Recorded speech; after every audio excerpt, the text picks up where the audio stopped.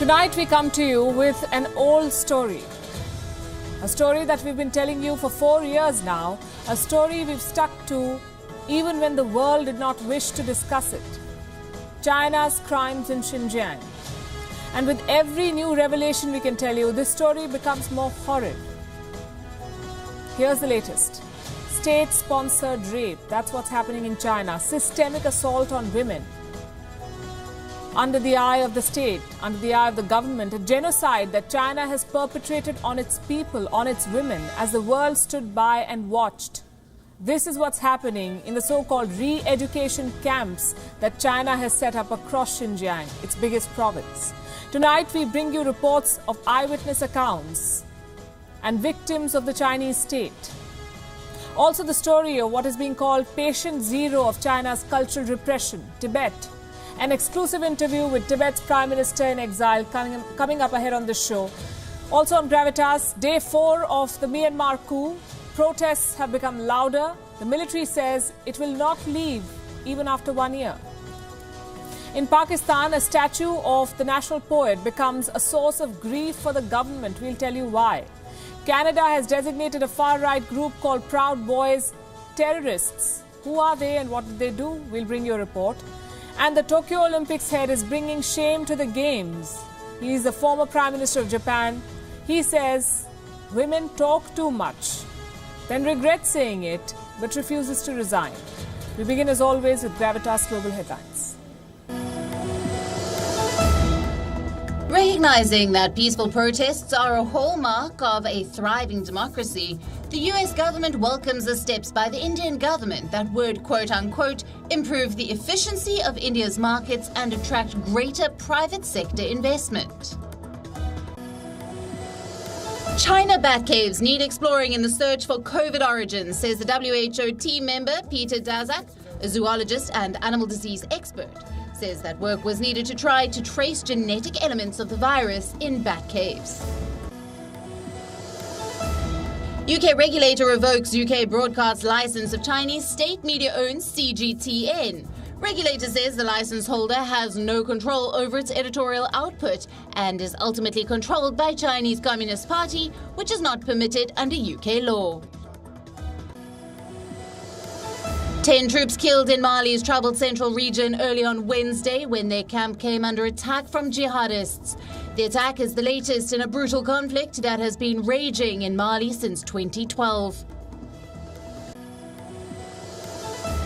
In response to an upper house query regarding misrepresentation of India's map on the WHO's website, the External Affairs Ministry informs that the UN health body has put a disclaimer on its portal following India's strong objection.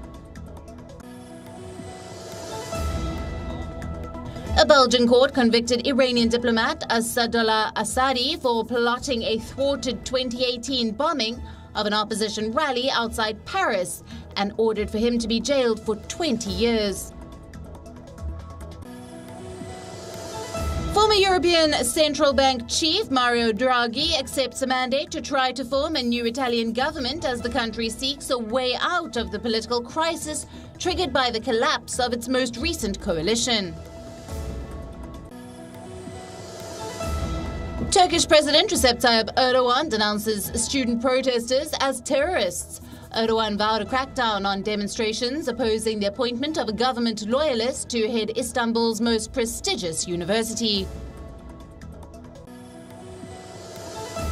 City have extended their club record winning streak to 13 consecutive matches by beating Burnley 2-0. Goals from Gabriel Jesus and Raheem Sterling saw City restore their 3-point lead at the top of the Premier League. But Liverpool's title defence took another hit after a second straight defeat at their Anfield fortress. Steven Alzeyte's 55th minute strike gave Brighton a deserved 1-0 win and saw Liverpool fall 7 points off the pace. Captain Babar Azam and Fawad Alam have led Pakistan's recovery on a rain-hit opening day of the second test against South Africa. The hosts were reduced to 22 for 3 after opting to bat first, with Keshav Maharaj striking twice, but they fought back with an unbeaten 123-run stand. Azam hit 12 fours in his fluent 77, while first test centurion Alam made 47 as Pakistan went to tea at 145 for 3. No play was possible in the final session due to rain.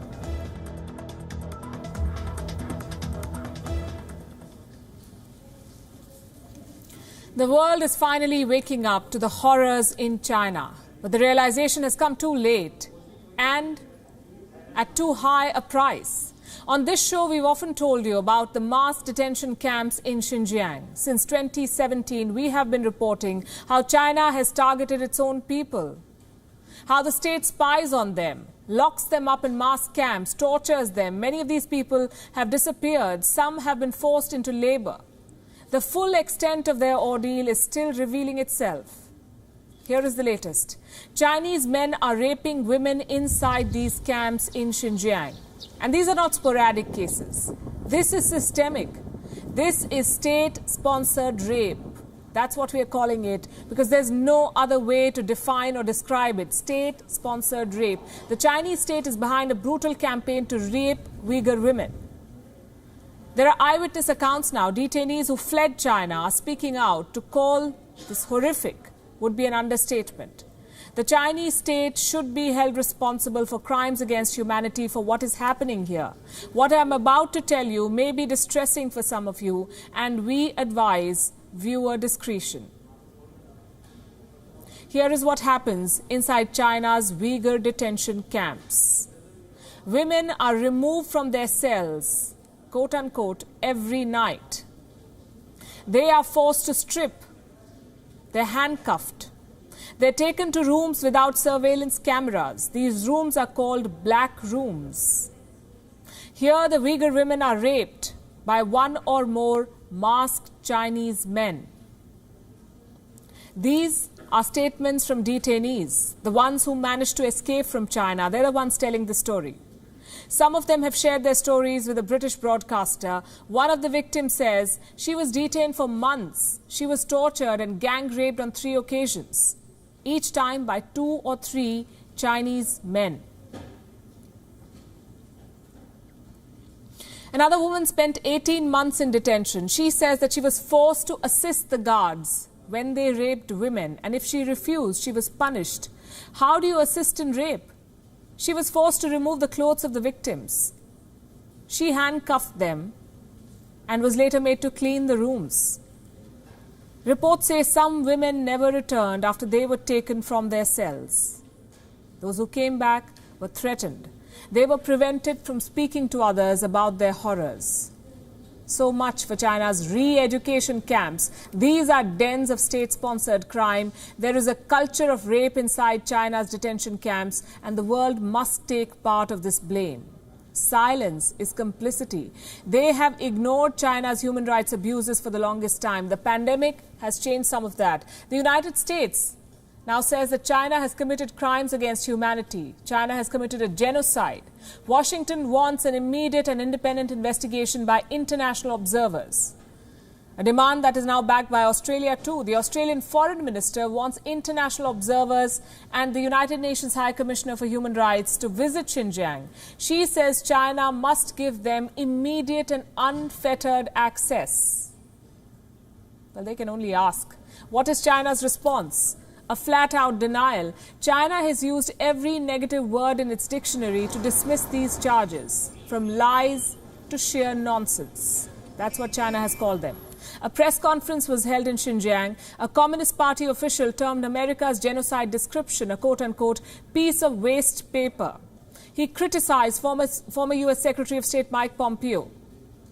Pompeo perhaps was the first member of the American government to use the word genocide for what's happening in Xinjiang.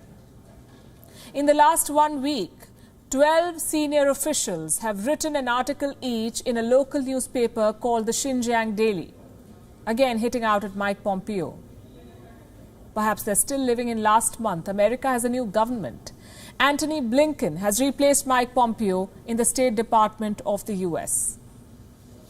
Beijing too has issued a statement. They've dismissed the fresh claims as false information. What about the victims? China calls them actors. 有关的这个媒体 Some of the people interviewed by relevant media have been proven to be nothing more than actors spreading false information. We also hope that the media will face up to the facts and stop disseminating such unfounded and scandalous remarks and actions on Xinjiang-related issues. 没有依据的抹黑、诋毁中国的言行。 Why is China fighting these claims so aggressively? Because this does not augur well for Beijing. China is already under a lot of pressure. The Xinjiang story is just the tip of the human rights abuses that the Chinese state perpetrates on its people. Imagine more victims speaking out. How many people can Beijing silence or dismiss? It is already facing heat over the 2022 Winter Olympics. As many as 180 human rights groups are now calling for a boycott of this event. And America and Australia now want an independent investigation. This may just be the beginning. Xinjiang in China is home to the Uighur Muslim people. The region has witnessed increasing violence in the last decade. The Chinese state's grip has tightened. Growing resentment among the Uighur community has led to ethnic tensions in this region. China is now clamping down on this community after a series of violent incidents. Beijing imposed several restrictions recently. Show no mercy. That was Xi Jinping's brief to his people. The target was the Uighur Muslim population of Xinjiang province. China's war against Xinjiang has touched a new low. Reports claim that Chinese authorities have built a public toilet, on the site of a demolished mosque.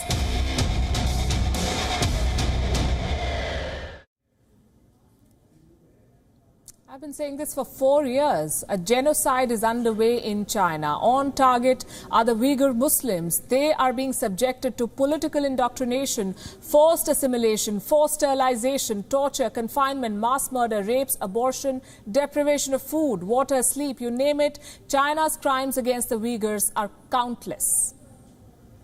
For 4 long years, WION has carried countless reports on their condition, numerous stories on their persecution. We've conducted interviews with Uyghur refugees. We've exposed the Chinese regime's lies and denial, but the world silently watched. It took a virus for them to speak up. In 2020, the international community finally built some pressure on China, called out its violations at the UNHRC and imposed sanctions, but the genocide continues to this day. This is Xinjiang, the largest province in China, home to the Uyghurs. The People's Republic of China annexed this region in 1949. At the time, Uyghurs made up 76% of Xinjiang's population. The Han Chinese accounted for 6%.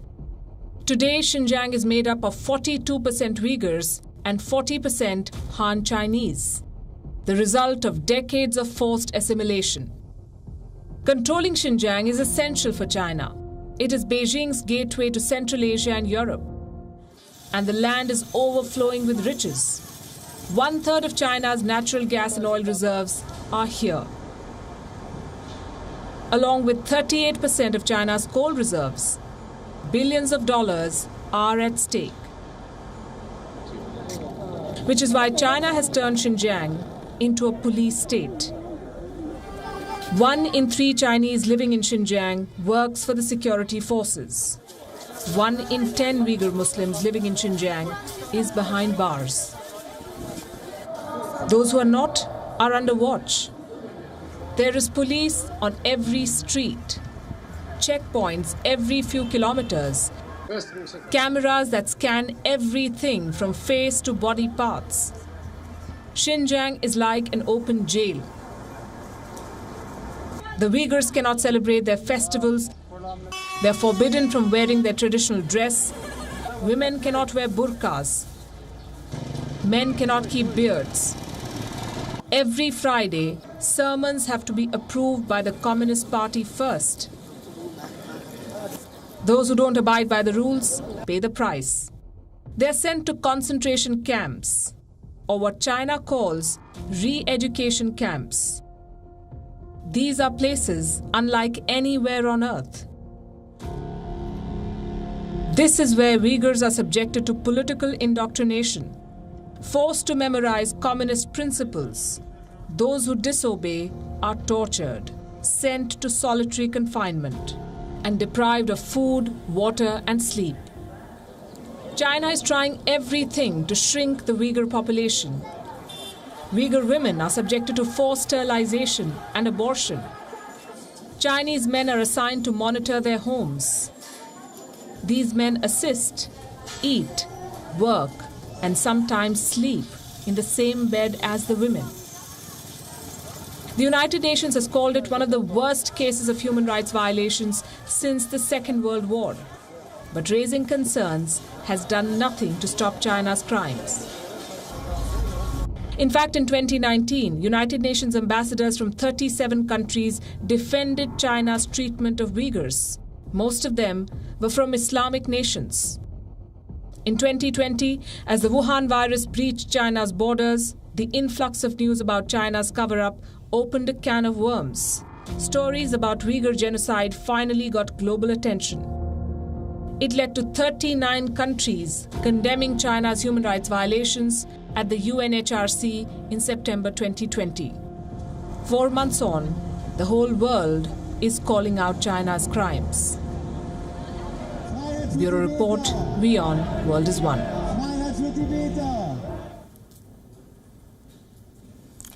The world learned about China's human rights abuses from Xinjiang.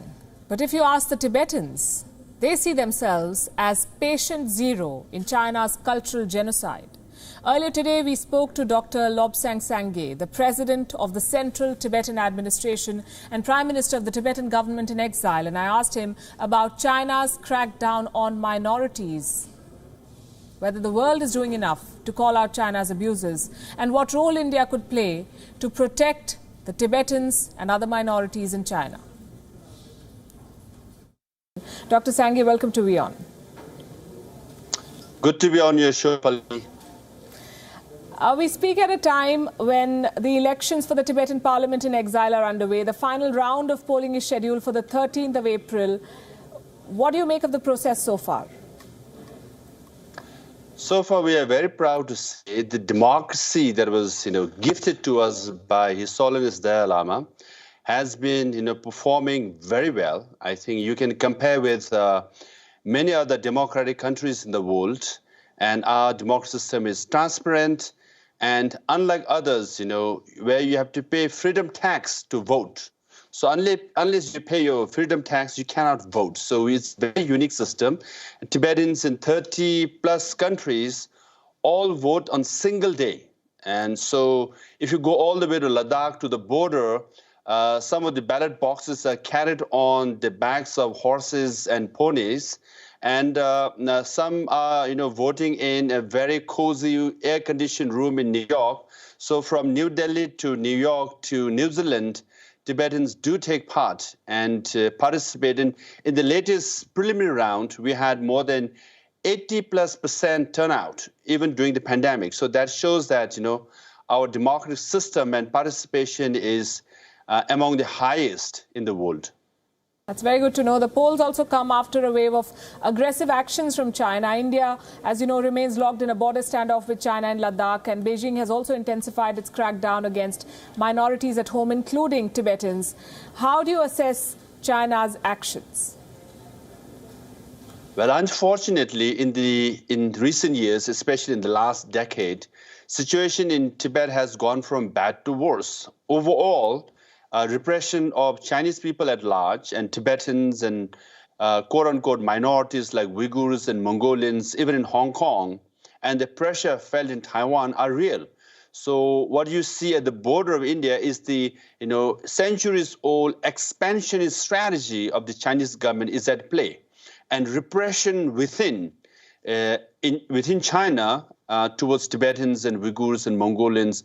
I know they have been continuing for many decades. So for the last 60 years, we've been saying what happened to us, to Tibetans, could be a lesson for India. And many believe that you can befriend China, you can appease China, you can get along with China.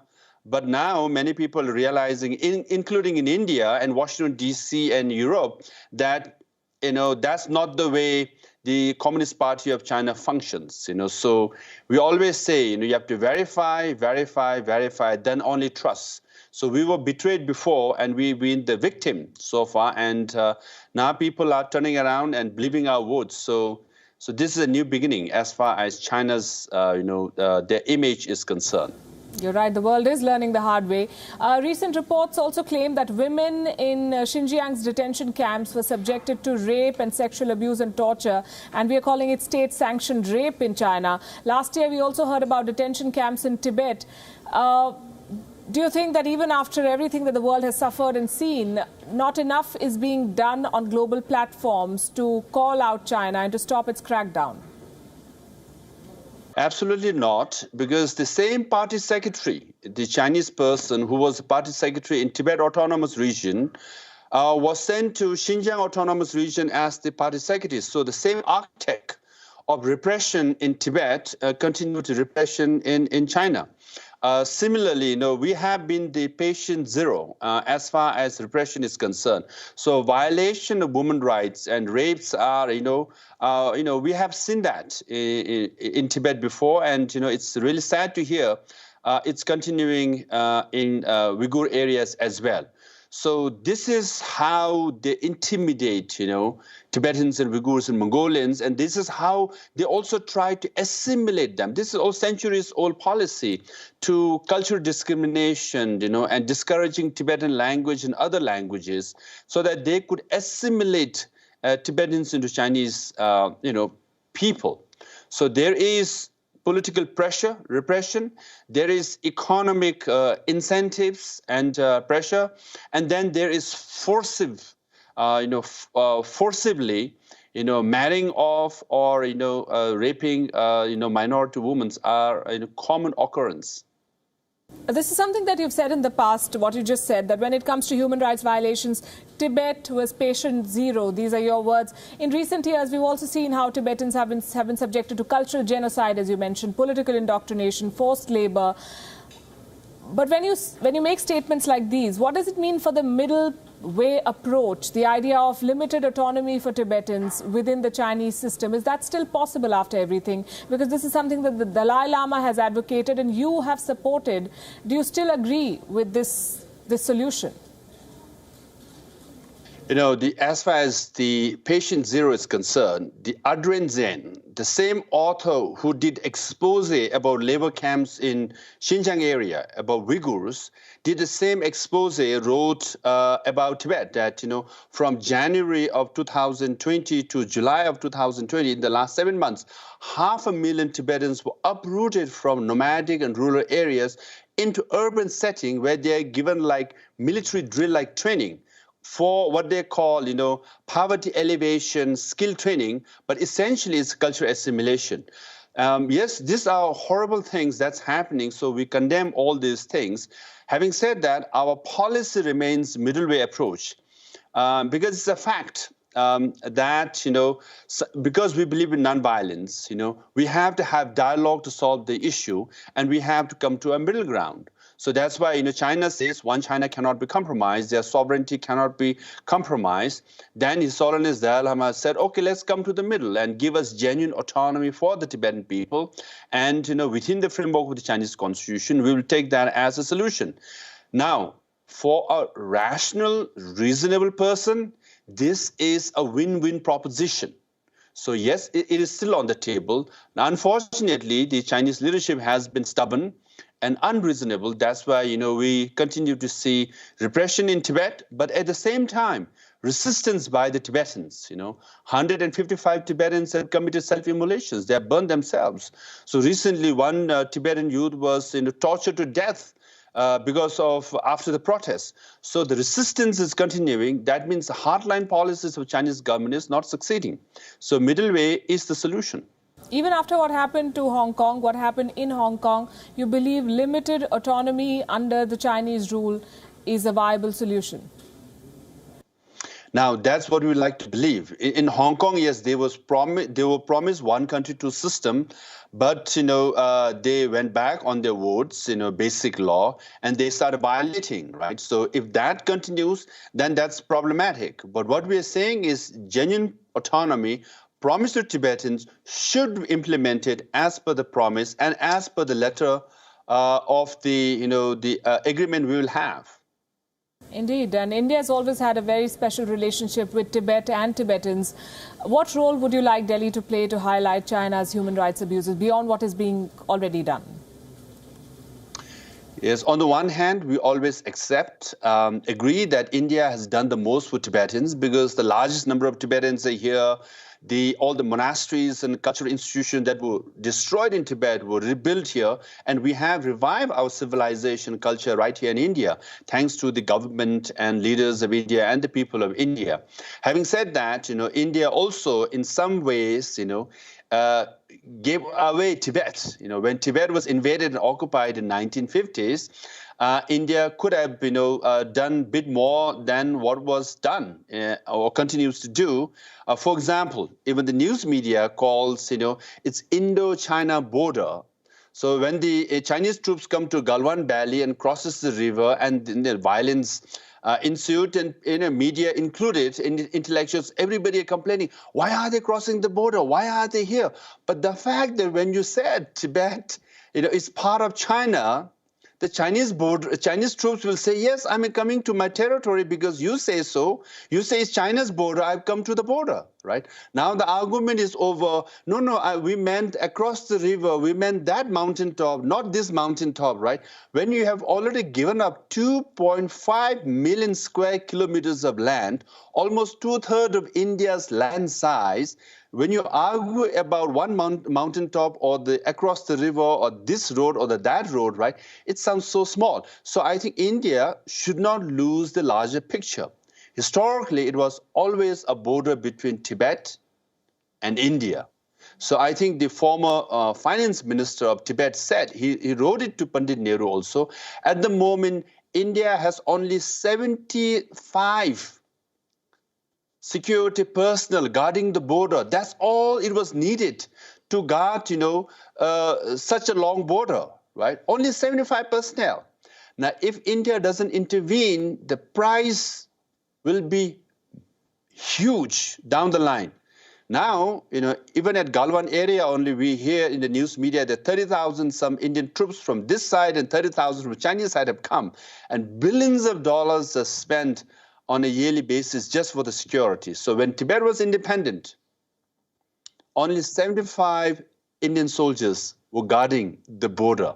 So cost was less than a small village security, So now we are paying a huge price. India also has to accept that unless you solve the Tibet issue, the peace or harmony between India and China is not likely. Yes, I think some mistakes of history cost governments dear. Many say the succession of the 14th Dalai Lama is the next flashpoint between Tibetans and China. You know that the United States Congress passed the Tibet Policy and Support Act. You've mentioned it, a law that says the right to choose the next Dalai Lama falls with the Tibetans. Do you expect India to take a similar stand? Yes, right to choose His Holiness Dalai Lama, or for that matter, any reincarnated Lama, should be exclusively with the Tibetans, right over it, right? So Chinese government can manufacture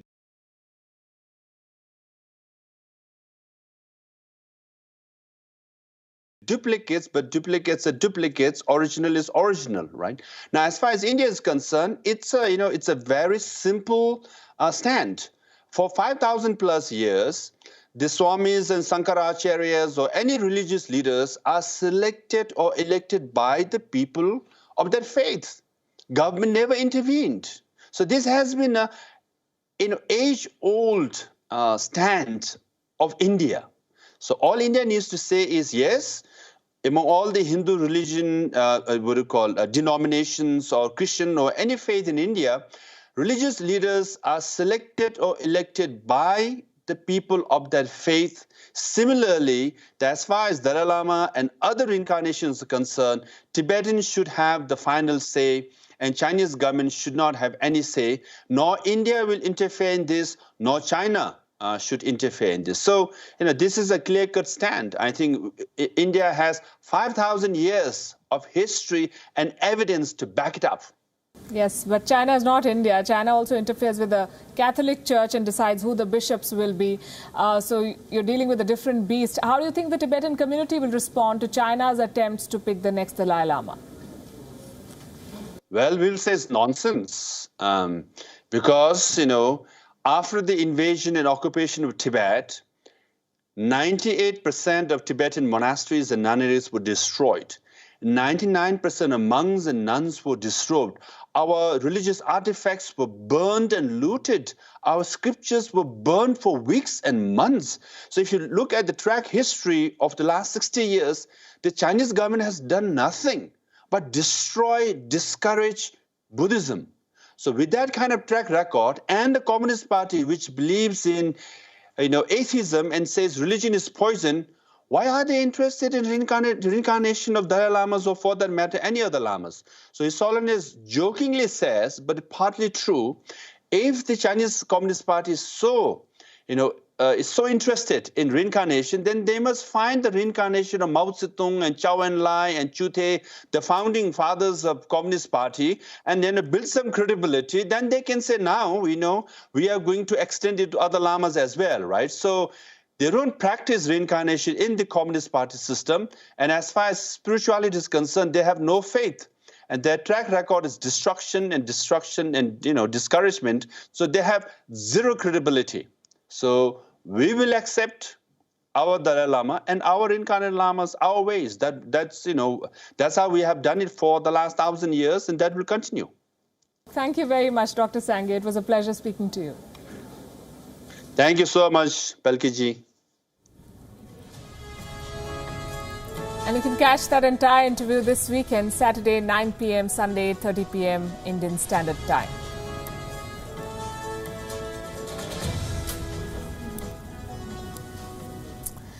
Now we are 4 days into the Myanmar coup. After assaulting the will of the people, the military is now assaulting their fundamental rights. But what's happening in Myanmar is something neither the military nor its backers would have expected. The coup has led to chaos. It has sparked a civil disobedience movement. Myanmar is sending a message to its generals and the world. It is telling them what happens when those in power try to topple the will of the people. How is the military responding? With an about turn. 4 days and it has already gone back on its word. After promising to hold an election soon, the military now says it will take charge for 6 months after the year of emergency. Military Chief General Min Aung Hlaing was seen holding a meeting with his new ministers. It was obvious that the military seized power in order to keep it. There was no way elections were going to be held anytime soon. We told this to you on day one of the coup, but here's something that not many saw coming. Anti-coup protests and resistance in Myanmar. There was an eerie silence in the country on the day of the coup. 3 days on, sounds of dissent are echoing across the land. Myanmar's elected lawmakers defied military orders by holding a symbolic meeting at the country's parliament in Naypyidaw. At least 70 elected leaders took oath of office at a government guest house. This violates the human rights of the whole citizenry. This is not a coup. This is a treason against the government. I will have to say that this is a state treason. Many of these MPs were detained by the military on the 1st of this month. They were later released and told to go back to their districts. That order too fell on deaf ears. Look at Yangon, Myanmar's biggest city. For the second straight night, people were seen banging pots and pans, chanting "Evil be gone," honking loudly, waving mobile phone flashlights.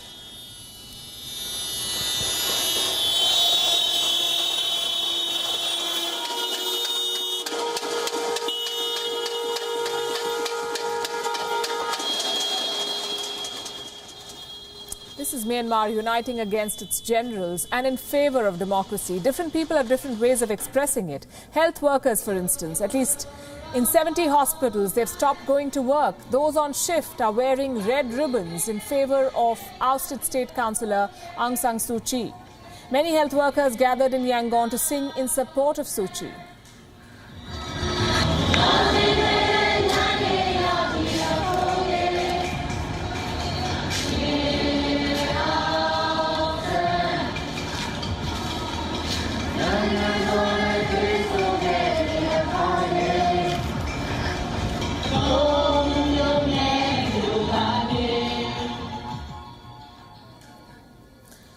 The song is called Kabar Ma Kai Bu. I hope I pronounced this right. It basically means no forgetting until the end of the world.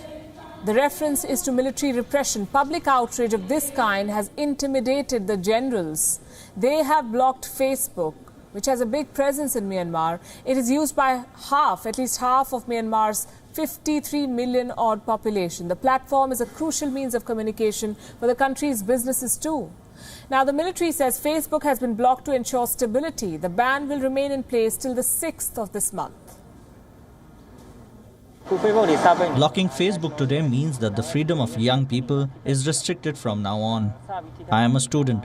Our education has been suspended and business frozen amid the ongoing pandemic crisis. This military coup has started costing us our jobs and our education is now in trouble.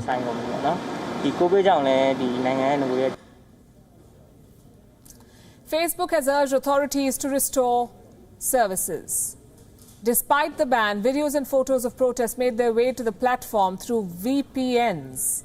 Twitter, which is not yet blocked, saw an increase in new users. Hashtag civil disobedience movement was Myanmar's top trend. It was followed by hashtag justice for Myanmar. There is still no word on where Aung San Suu Kyi is. She's not been seen since her detention, which was in the wee hours of the 1st of February. Police have charged the ousted leader for illegal import of communication equipment. They claim that they have found 6 walkie-talkies at Suu Kyi's Naypyidaw home. ASEAN countries have called the charges against Aung San Suu Kyi ludicrous. The United Nations says the charges undermine the rule of law. Continue to call for her immediate release, for the president's immediate release, and all others who have been detained by the military in the last few days. I think the charges filed against her just compound the undermining of the rule of law in Myanmar and the democratic process. India has called for upholding the democratic process and rule of law. New Delhi said it is monitoring the situation closely. There is growing pressure on Myanmar's military, both at home and abroad. The world is calling for restoration of democracy, for the release of Suu Kyi. But there's one country that still does not have much to say on either of these points. China is a friendly neighbor of Myanmar. We hope that all parties in Myanmar will give priority to the will and interests of the people and properly handle their differences under the constitution and within the legal framework to maintain political and social stability. China likes control. It is obsessed with the idea of stability. It is famous for crushing democracy. This quote-unquote friendly neighbor has denied backing the coup in Myanmar, but China has also blocked a UNSC resolution against the Myanmar coup. Now, Myanmar's military is talking stability just like China. It has few supporters at home. Some of them rallied at Naypyidaw this morning. But compare this crowd to those protesting against the military, against the generals. Both at home and abroad, the coup seems to be a lost cause. This is a developing story. Another neighbor, Pakistan. Have you heard of Muhammad Iqbal? He was an acclaimed Urdu and Persian poet. 82 years ago, he passed away, but he's revered by many in South Asia to this day, especially in Pakistan, where he's commonly referred to as Allama Iqbal, an Islamic title for a profound scholar. Why are we discussing him today? Because Pakistan recently honored Iqbal with a statue in Lahore, and the craftsmanship is astounding. Let's show it to you. This is what the statue looks like. You see that? This is the best that Pakistan could come up with to honor Iqbal. a deformed sculpture, a disgrace to the man it aims to honor. I'm not saying this, Pakistani citizens are, and rightly so, may I add. Hashtag Allama Iqbal has dominated Twitter trends in Pakistan all day today. People are outraged at this sculpture. They say Iqbal deserves a better sculpture than this one. Some others find it rather funny. One of the users wondered if it had been made by a 2-year-old. Another pointed that this was a true depiction of what Pakistanis did with Iqbal's dream of Pakistan. One said this popular movie character was probably the artist behind it. And another posted this picture of how Iqbal may be feeling right now after seeing his statue. The memes are countless. The Pakistan government is embarrassed. An official from Imran Khan's party issued a statement. He said, and I quote, "Dear, this is prepared by Malis at their own, by gardeners, who last we checked had been suspended for their inefficiency."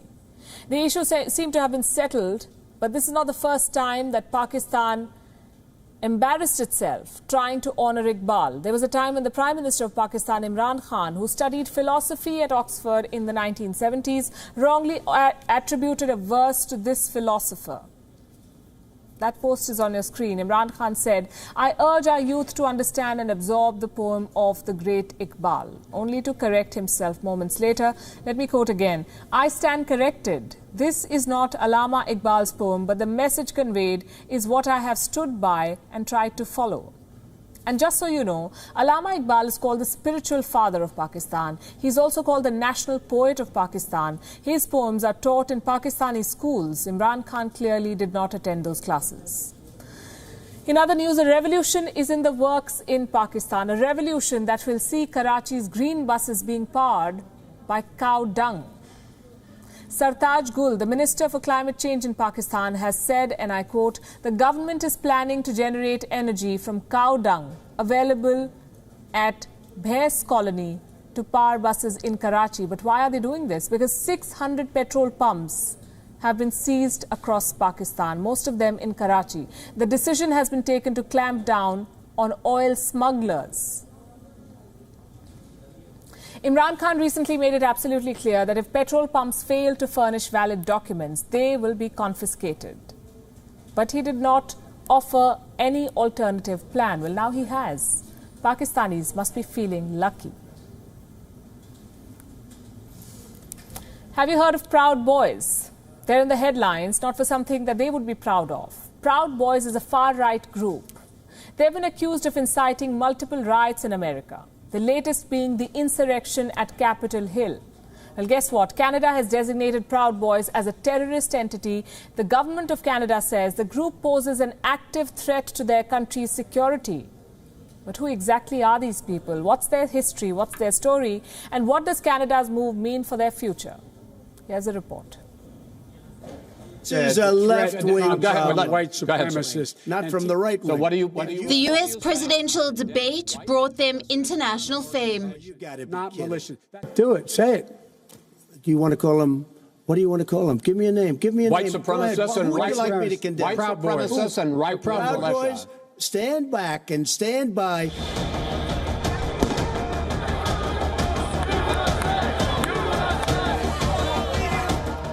The insurrection at Capitol Hill brought them international shame. Now they've been designated as terrorists in Canada, along with 12 other extremist groups. Today, we have placed 13 new groups on that list, including 4 ideologically motivated violent extremist groups. Those 4 groups include the Atomwaffen Division, the Base, the Proud Boys, and the Russian Imperial Movement. We also recognize that other forms of violent extremism remain a serious concern, such as those motivated by religion or political. Canada is the first country to call the Proud Boys terrorists. Proud Boys. Canadian authorities say they had been monitoring the group much before the Capitol Hill insurrection, and have now noticed a concerning rise in their rhetoric and activity. The decision, says Canada, has nothing to do with politics. This is not about politics. It's not about infringing upon freedom of belief, association, or freedom of speech. It is about controlling the violent activities of ideologically motivated extremism. Each one of the newly listed groups announced today meets that criteria. People cannot accept communism in this great country. But who exactly are they? The Proud Boys are an all-male gang formed in 1994, but they remained inactive for 22 years. The name of the group was bizarrely inspired from a song, Proud of Your Boy, from Disney's Aladdin musical. The group was created by Gavin McInnes, one of the original co-founders of Vice Media, who went on to distance himself from the group. In 2016, during Trump's bid for the White House, the group officially launched its operations. Its members were often seen at Trump's rallies carrying guns and with caps that read, "Make America Great Again." In the years that followed, the group was involved in several riots across America. The flashpoint came in mid-2020. As Black Lives Matter protests spread across the US. The Proud Boys descended on the streets to counter the protesters. Several members of the group were arrested for assault charges for pointing guns at rallies. Many were sued for vandalism. On January the 4th, 2020, the current Proud Boys leader, Enrique Tarrio, a first-generation Cuban immigrant, was arrested right ahead of the Capitol Hill insurrection. 48 hours later, many of his followers laid siege on Capitol Hill. A month on, several Proud Boys members have been charged for their role in the insurrection. And Canada's decision to declare them terrorists may have laid the groundwork for the Biden administration to do the same. Bureau Report, WION, World is One. With that, we are heading into a short break. Up next is Gravitas Images. Thanks very much for watching. WION now available in the United States. Download the app now.